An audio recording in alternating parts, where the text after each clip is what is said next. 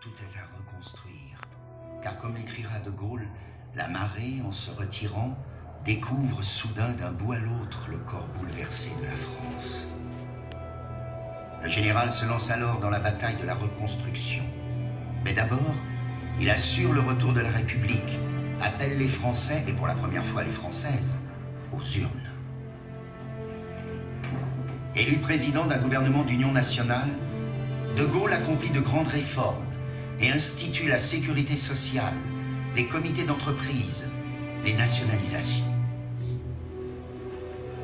Mais les partis qui ont repris force votent une constitution qui affaiblit le pouvoir exécutif.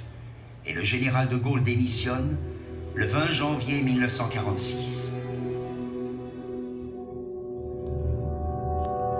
Confrontés à de graves difficultés matérielles, les Français s'accommodent de la 4e République, mais de Gaulle désigne déjà la 5e, à Bayeux, le 16 juin 1946. Toute notre histoire, c'est l'alternance des immenses douleurs d'un peuple dispersé et des grandeurs fécondes, d'une nation groupée, libre, sous l'égide d'un État fort.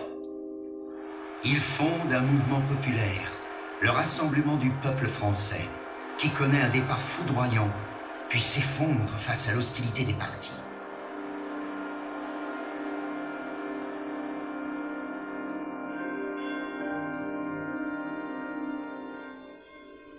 Retiré alors dans sa maison de Colombey les Deux Églises, De Gaulle rédige ses mémoires de guerre. C'est la traversée du désert. Le silence emplit ma maison, écrit-il. De la pièce d'angle où je passe la plupart des heures du jour, je découvre les lointains dans la direction du couchant.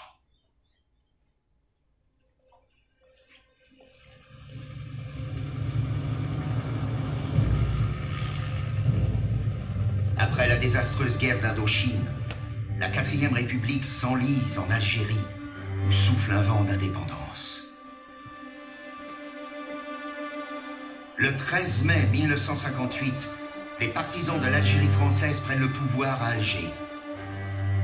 Les regards se tournent alors vers Colombey.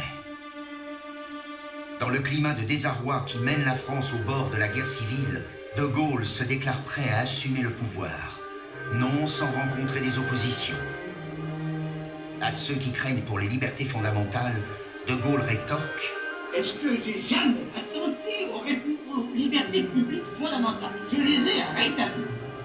Et y ai-je une seconde attenté? Jamais. Comprenez-vous qu'à 67 ans, je commence une carrière de dictateur.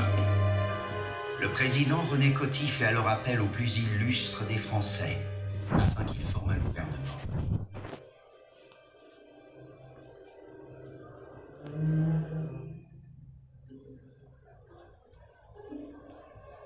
Il s'agit désormais de refaire l'État. Le 4 septembre 1958, De Gaulle présente aux Français la constitution de la 5e République. C'est dans la légalité que moi-même et mon gouvernement